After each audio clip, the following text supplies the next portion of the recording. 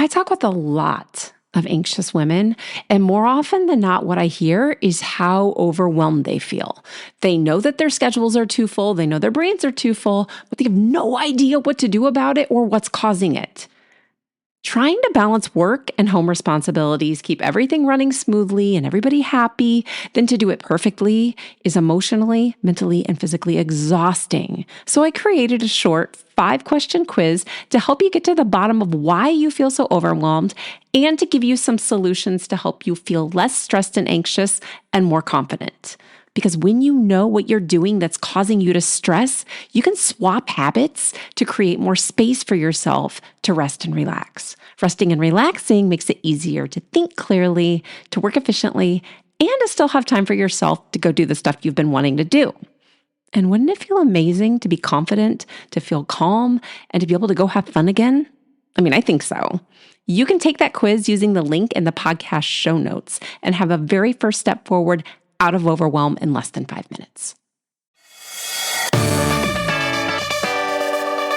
Welcome to the More Than Anxiety podcast. I'm Megan DeVito, and I help ambitious women break out of the anxiety cycle that keeps them frustrated and stuck.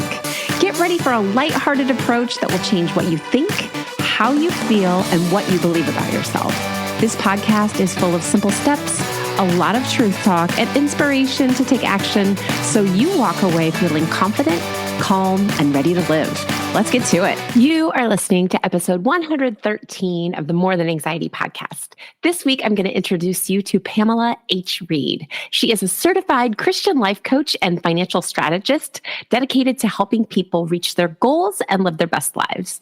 With years of experience in government service and a passion for wealth building through real estate and stock investing, Pam empowers individuals to overcome financial obstacles and create lasting wealth. As the host of the Confident Steps to Financial Freedoms podcast, she shares practical, faith-based strategies for living a purpose-driven and financially independent life.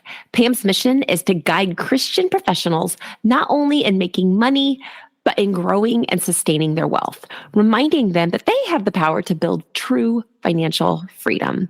I had the pleasure of interviewing Pam on her podcast just a couple of weeks ago, so I will make sure to include that episode in the show notes. She's such a sweetheart. She is a wealth of knowledge, and she is going to do a wonderful job of calming your anxiety about having wealth in the future and having wealth now. Enjoy the episode.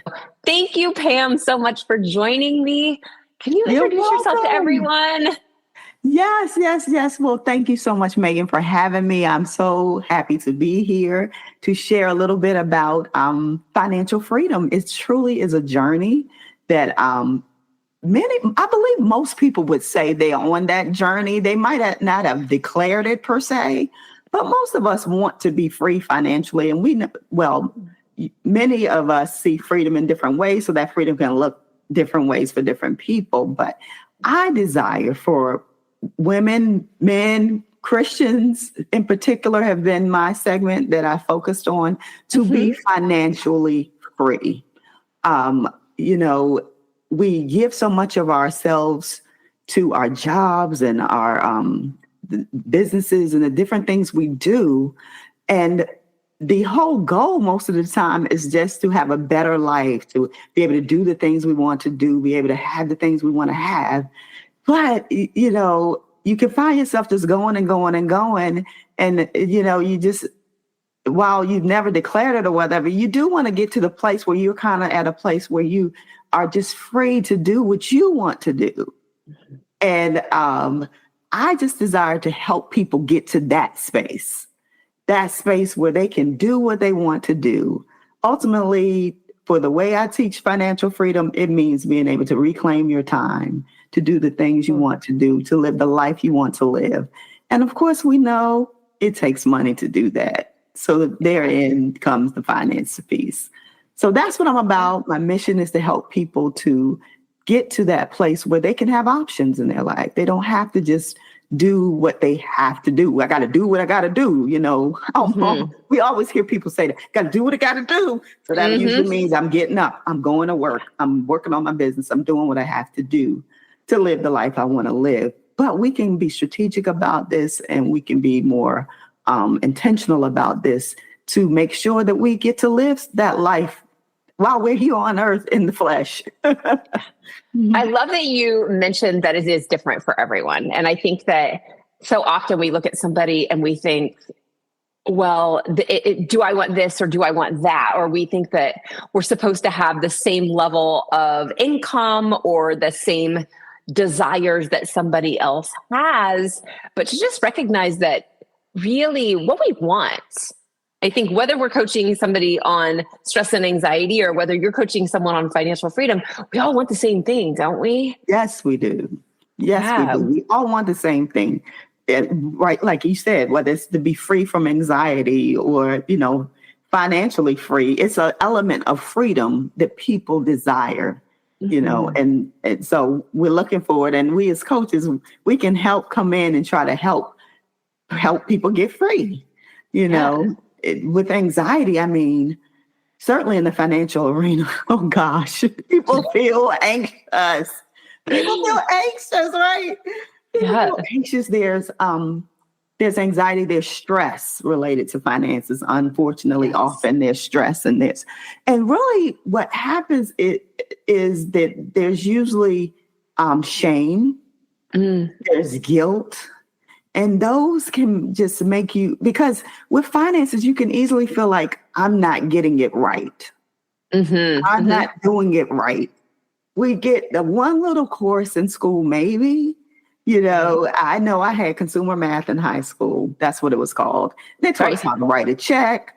They taught us a little bit about credit, a little bit about, paying bills. It was very foundational and very short. It was just one semester, I think. It wasn't like a lot. And most of us, that's all the financial education we receive, unless you have a household in which your parents really openly discuss money and talk about different financial strategies.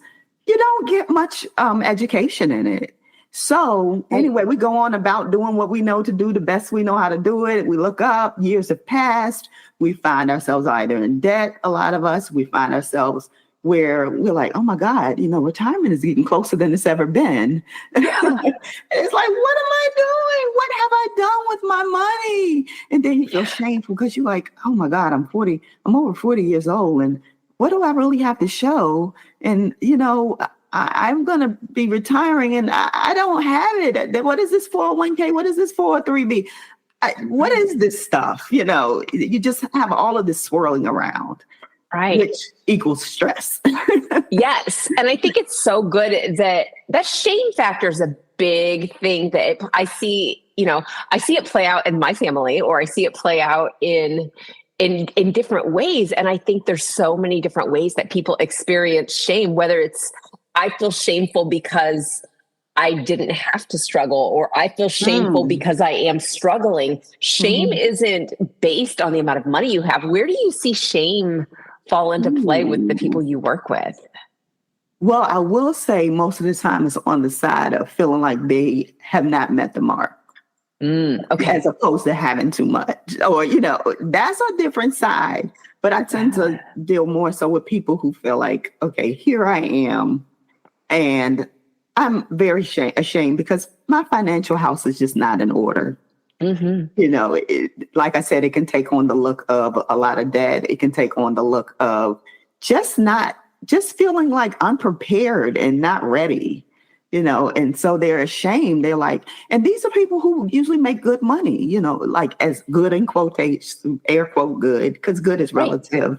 But most people would consider them, they're above the median income by far, and they're making money. They don't necessarily have a problem with making money, but the problem comes in with keeping the money and investing the money, So with money, usually the problem can lie certainly in making or earning the money. You do have people who feel like, I just don't have enough. Then you have people who feel like, well, I have money, but it just goes through my hands so fast. It's just, so they have a problem more so with keeping the money. And then you have the people where it's like, well, I've done the different things, but I haven't really grown it. It's just here and, I'm getting the bare minimum on it in the bank and I haven't grown it, nor do I know how. Like, I don't really understand all that stuff. It's technical and it just makes me just be like, oh God, I can't even deal with that. And so these are kind of like the different things that people can present with. Like as you whittle down and the getting to know and talking through it, it's like, okay, your problem, usually it can be lumped into one of those different areas. And from there, we can begin to really look at your individual situation and determine, okay, so how can we, get you to a place where, for one, first of all, let's just settle this right now. There is no shame here. No shame allowed. No Thank shame you. Yes. allowed.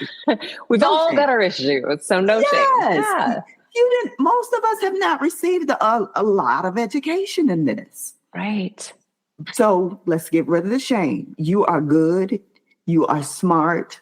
You can do this. You're able to do this. I'm going to help you. You're good. You're good. I am big on you're good because we're made in the image of God. And just because he decided to make us, he said we are good. So you're good. Now we do all kinds of things. We make decisions with the best we know how to make the decision. And so we end up in the situations we're in. But you are not a bad person because you have that. You are not a bad person because you don't have all of this money in order. You're just not a bad person. So let's just settle that. Money is money. It's a tool. We have numbers that are on papers, on computer screens. Let's just neutralize all of that energy. Just that, let's just breathe, Yes, these are numbers on a screen, but they are not you. They are numbers on a screen or in your book or whatever you have it where you keep your finances. So once we deal with that, then we can begin to look more closely and get some clarity, because what happens is with shame, there's often guilt and there's fear. There's just fear because there's uncertainty.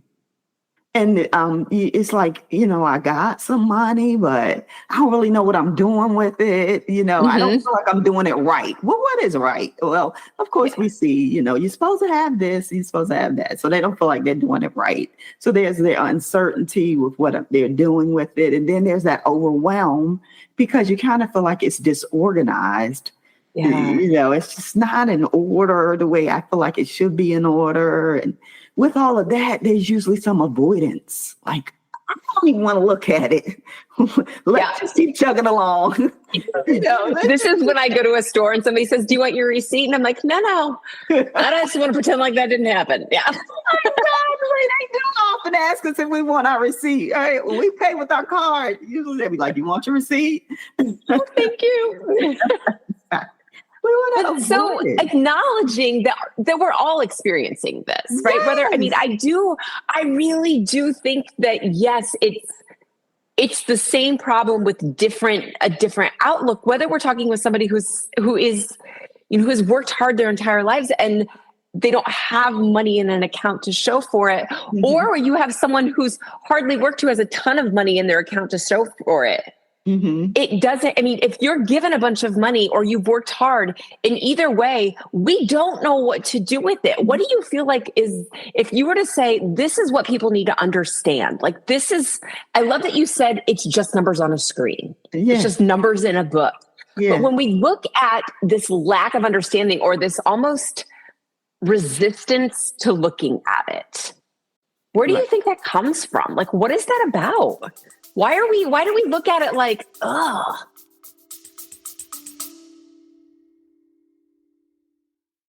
Hey, I've got a special gift for you. If you haven't had a chance to check out episode 111 of the More Than Anxiety podcast yet, you're going to want to give it a listen. In that episode, I had the opportunity to speak with Jennifer Genevieve from Levine Natural Skincare. Jennifer shared her story about confronting her mindset and her negative self-talk and how she set and achieved goals that made her the successful Chief Operations Officer at Levine Naturals. And as a thank you, Jen is offering a 15% discount for my subscribers and listeners. Simply enter the code Megan DeVito, all one word, when you check out. If you're looking for the link, it's in the show notes. Again, use code Megan DeVito when you check out. A huge thank you to Jen Genevieve for sharing this code with us and for creating some amazing skincare products.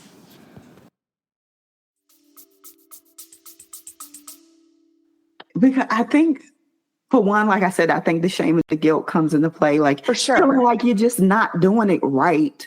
You're not, I'm just not doing it right. I'm not meeting the mark. I've read this article. I mean, I'm not nowhere near what this article is saying I should be. And, my peer, you see some people around you, they're making moves and they're buying properties. And you just begin to be like, well, golly, I haven't done that. And you just can start hearing some of the multiple streams of income, passive income. And you just hear these different things. And it can just easily make you feel like, well, I'm just over here going to work or working on my business, and I'm not making these power moves. So all of these things can begin to play in your head to just make you just feel like it's another form of not enough. I'm not doing it right. Yeah. I'm just out here, and I'm not doing it right. So it causes all kinds of feelings. Basically, you have these thoughts and they create in the feelings, and they can just make you move into a place of just paralysis almost, or you just avoidance paralysis. Just like, I just can't, Right. And some of those power moves that we hear about, like people that are out buying real estate, if you listen I listened to the Grant Cardone podcast, and he's the billionaire real estate investor. And I'm like, yes, but you're Grant Cardone. I'm Megan DeVito. And but I do think that there is that, it's almost like a pressure that whether society puts it on us or we just have so much information that we know what everyone else is doing. Like, I'm supposed to be buying real estate. I can't buy groceries. Or what?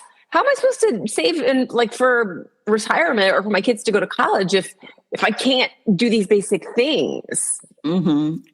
Yeah, it's easy to compare ourselves with others. Right. Especially with social media. Oh my gosh, you just see so many different people doing different things.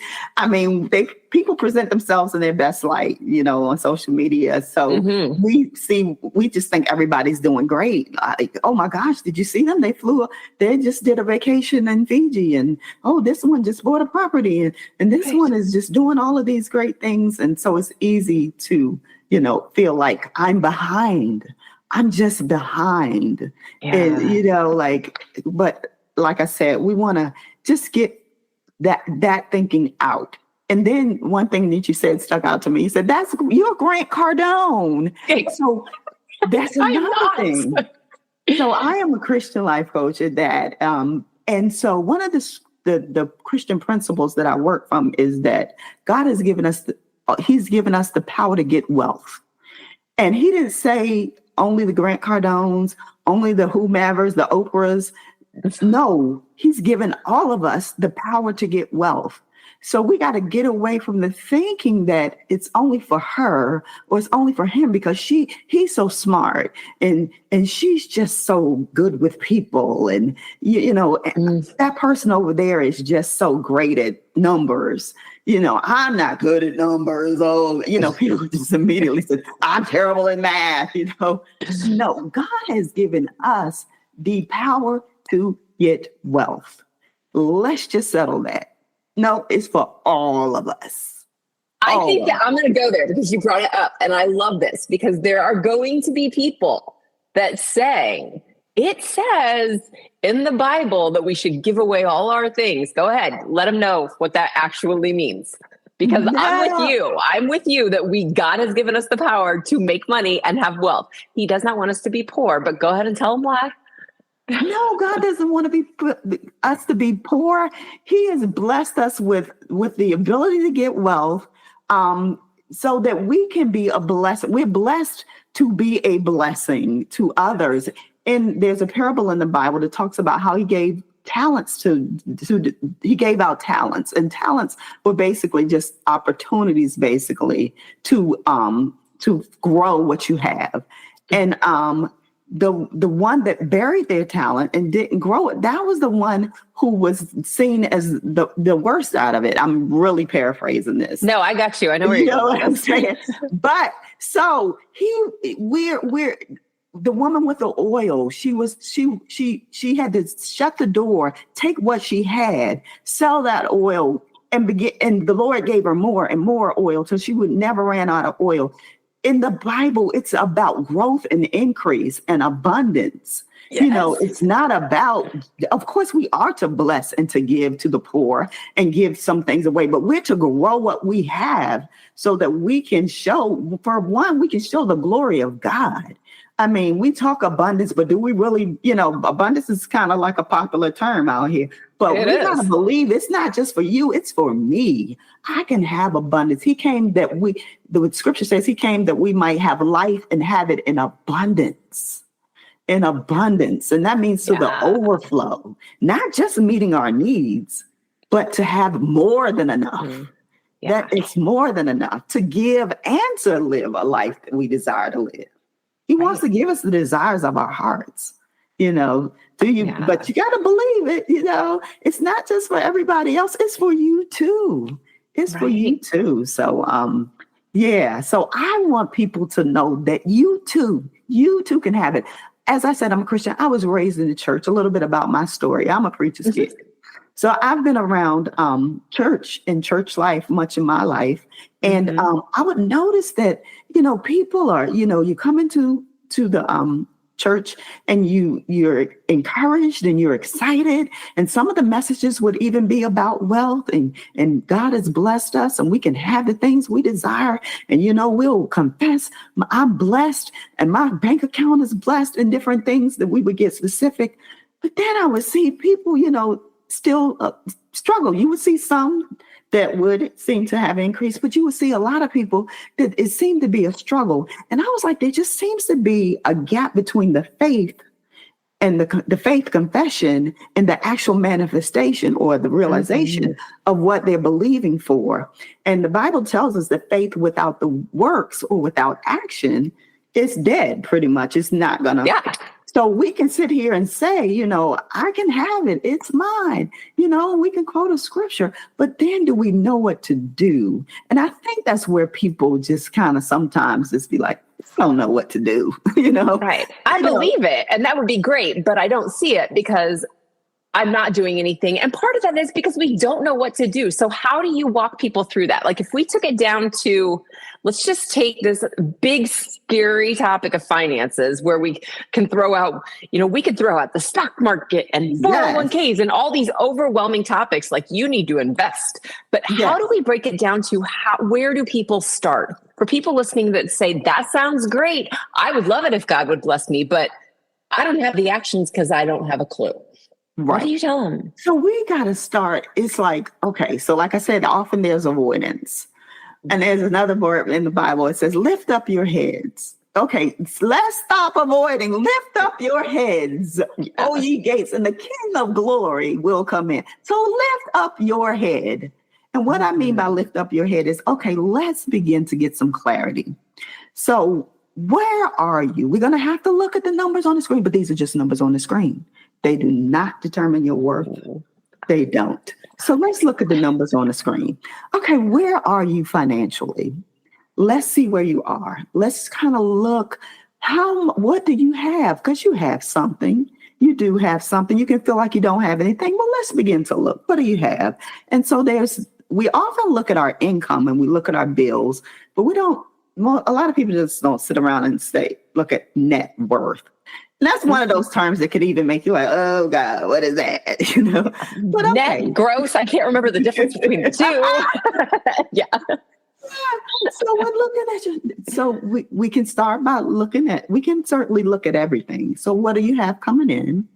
What do you have going out? Because that's basically your spending plan. While you might not have planned it, it might have been planned just by what you do. So what do you have coming in? What do you have going out? Then do you have any assets? Do you have a home that you own? If you do, how much is it worth? Do you have some stock? If you do, how much is it worth? What do you have? There are different things you have. Do you have some jewelry that's worth something? Do you have a car that might have some value to it? So you're going to look at all of the things. A retirement account. Sometimes people have retirement accounts. They just don't pay them any attention. So it's just chugging along. But let's just take a look at what it is. Let's see what number that, it's been building. What you have? Oh, you got this one from this job, this one from that job, this one from. Let's bring them all together and see what you have. So we're going to look and see where you are. It's just like when you're driving a car. You where are you? What's your current destination? What's your current location? So that we can see where we're going. We want to get to the destination. Of course, the big destination is financial freedom, but we have points along the way. So right now we want to see where you are. And so you're going to lift up your head. We're going to look at the screen. We're going to look at the statements and just gather your financial picture. Yeah. And this is not going to be scary.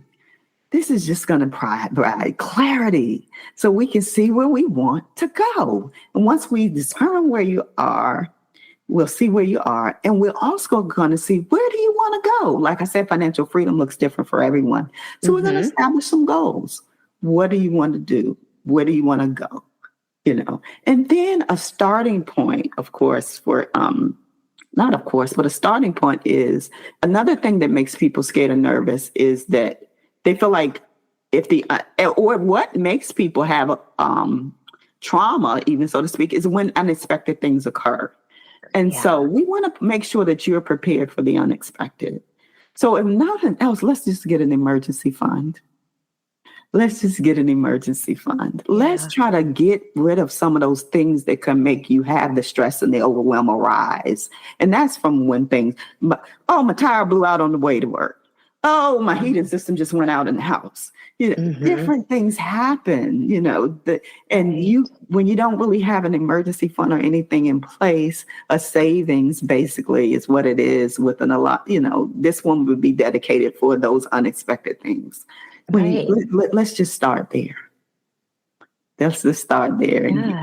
And that can be like one of the first goals. And, sometimes you got the money, you just kind of need to just, earmark it for something, or just be more intentional about its purpose and don't touch it, So, and it sounds like it's really stepping back and saying, okay, we've been afraid to look at this or you've been afraid to look at this for however long. Let's finally look. Let's look. Because maybe it's just as simple as let's just start paying attention. Yes. Just paying more attention or paying attention at all. It could be just that simple. Just that simple. But like that fear and from the shame, feeding the fear and, it can just spiral into all kinds of stuff. It just makes you just want to avoid it all. Yeah. So do you work primarily with people in a certain age range? Like, who are the people you normally work with? So my target market is for people who are over 40 years old. Yeah, that you've been going at this adulting for a little while now. You've been adulting for a while, and you're like, what? I need to get my financial house in order because even though I've been avoiding, I'm really tired of working, and I'm running to kind of see my future look brighter than just, 67 years old and retirement. They have hopes, they have dreams, they want you get to a place in life, and sometimes it can come earlier on. I'm not going to say it doesn't. But if you know Maslow's hierarchy of needs, you get to that place of self-actualization, right? Which is at the top. And it's kind of like, okay, I got the survival needs and all of that taken care of. And I've got my relationships but I just want to be in a place where I'm contributing and my things are attached to purpose, and so usually with that, you discover, you find that you're like, well, if I had more money, then I could really be doing what I really want to do, but I'm tethered to this job that I kind of really don't love. And, it's just all of these thoughts and things. And you're like, I want to be free. Yeah. And I think there is so much out there. Like being tethered to your job is such it's great to have the security of you have the job, obviously, right? Like, I know I'm great. I have this, but it's also, it holds you back. Like, yes, I have this job that provides for my basic needs. I can pay for my house. I can pay for my food, but I'm stuck. Like I'm with this job and maybe it's not getting you where you want to go. And I think that, having the money to be able to, for me, that idea of freedom, especially in this past week with 2 hurricanes in 2 weeks, it's been like, I wish I could do so much more. I wish I had that financial freedom, not just for myself to be able to go out and, to be able to, I want to, like, I'm looking at my deck and I'm like, oh, we need new deck boards. But yes, to be able to make my deck look a lot nicer. But man, there's people in North Carolina and Florida right now that they would be really happy to have a wall.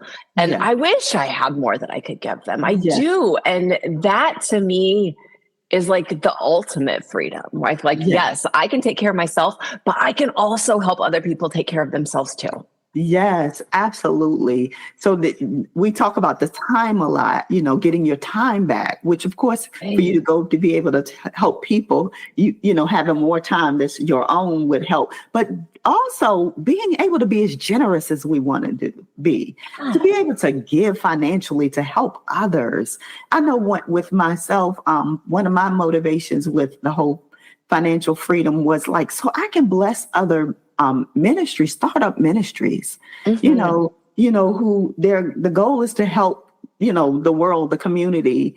And so some of these churches are startup churches and they need the funding to get off the ground. And, like you said, there are people that are having these devastations, these natural disasters and things like that, and to be able to help. So to be able to give financially at a greater level, I mean, that is definitely part of freedom. Even, for our children, our families, to be able to leave an inheritance. How about that? Right. What a gift. And to be able to set someone else to have a little more freedom in their life. Exactly. To have that there, to be able to say, okay, you've got this little nest egg here where you can say, okay, take care of this and grow it. Grow it. Yes. Grow it. So once you get the clarity, okay, where are we? Then we can, analyze your flow and optimize your cash flow. That is coming in, that is going out. We can optimize that. And, it's all under stewardship. We want to take what God has given us and use it to the best that we can. So we're going to manage more closely and be more intentional and tie our what we do more to purpose. We're doing things, and sometimes we need to just look at these transactions a little more closely. Like, why am I doing this? So we're going to really optimize the cash flow, and from that's where the confidence comes in, because you feel like there's some order going on, and then you can begin to invest and grow, and that you'll see it grow, and you're spending in a more conscious way. You spend in a more conscious way. You feel more in control of what you're doing. And basically, you're building habits. You're building those habits that are good habits, to where your money can flow the way you want it to really flow, and not just randomly, based on whims or either bad habits. It could be bad. Based on every time I leave the house, I think I need to buy an iced coffee. This is not true, but it is funny. And I've seen this with people. I'm actually coaching a woman right now. And she said, but when I go out, I think I should go to McDonald's and get a Diet Coke. And I'm like, yes. So we've tied it back with her with emotions, and like, it's a positive, it makes a positive emotion for her, a positive experience, because we are so emotionally driven. Right. And so to be able to say, well, when I imagine, I can picture this in my head. Tell me if this isn't true. You sitting down with someone and saying, why do you have 20 transactions at Starbucks? What's happening when you're going to Starbucks every day that's making you go there? Yes. Is it just a bad habit, or is it because, I feel frustrated, so to feel better, I go out and buy the Starbucks? That's an expensive habit that for sure can have very easily. Like, I have to be really mindful. Oh my God. And it could be tied to so many things, just like you said. For many people, spending is emotional.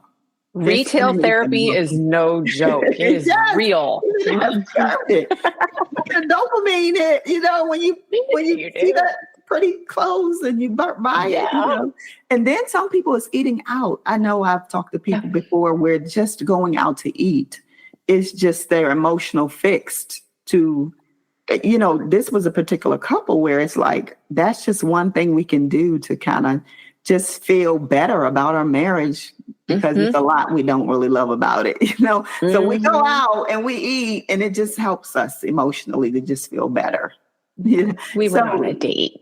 Yeah. So it is so emotional. I mean, retail therapy, you hit the perfect example. I used to laugh that I'm on to myself, but I would notice that anytime I would start to get stressed out, I would actually think I needed to go buy a new white or black t-shirt. Only white or black. I had like white t-shirts and black t-shirts, and then like 3 other colors maybe. But it was like, I definitely need a new white t-shirt. No, I did not. But I was definitely probably already stressing about money, which is funny because my solution was just to go spend some more. And I think back to what you said at the beginning, it can be very hard to hang on for some people. Like they have money or had money and suddenly it's gone. And we see this with celebrities and people who win the lottery. Yes. People who win the lottery. They can't can you have money in your account and just let it sit? Or do you have to spend it? Can you be comfortable with just having money? Some people cannot. Some people are just like, that can really be a struggle. Why? It sounds like, of course. But when you really think about it, can I just rest and just say, there's plenty of money in the bank and I don't have to spend it? Or is it more like, well, there's money in the bank. Got to get such and such. Well, you just begin to start thinking of things for which you can, and things that are probably things that you can really justify. Like, well, I did need the deck boards, or whatever it is. Right. And there's that balancing act, but our brains are so sneaky. Our brains are so sneaky. Our brains are so sneaky, for sure. Not very fair. Yeah, I know. So definitely emotional ties all up in there. So we're going to look at, you can see the patterns. If you go through the bank statements, you see the patterns. Okay. And you can see, like the Bible says, where your heart is, your treasure lies. You can see kind of where your treasure lies. Like it'll show you yourself. Those statements will show you yourself, not to shame or blame, but let's just see, what's driving me. Yeah. That's so good. And it's so good just for people to understand, I think, when there's shame, so often, shame thrives in the dark. And if we don't if we don't bring it out there, you'd be like, wait a second, you might be experiencing this, but you can't possibly be the only person in the world experiencing this, especially since you're hearing it on podcast right now and you're hearing it from somebody who coaches people on it, which means you're not the only person. There are so many people out there doing the same things. We're getting rid of our money because there's something uncomfortable about having it, or because we have this habit attached to it, or we have this thought about why we should or have it or shouldn't have it, or have enough or don't have enough. It's really okay to look at your bank statement and to say, what is going on? I did this last night. My 18-year-old came home 2 nights ago. He's like, got to go to my room, got to make a budget. And I'm like, thank goodness, about time. And so his stuff is, he just turned 18 in July and his bank account is actually under my name.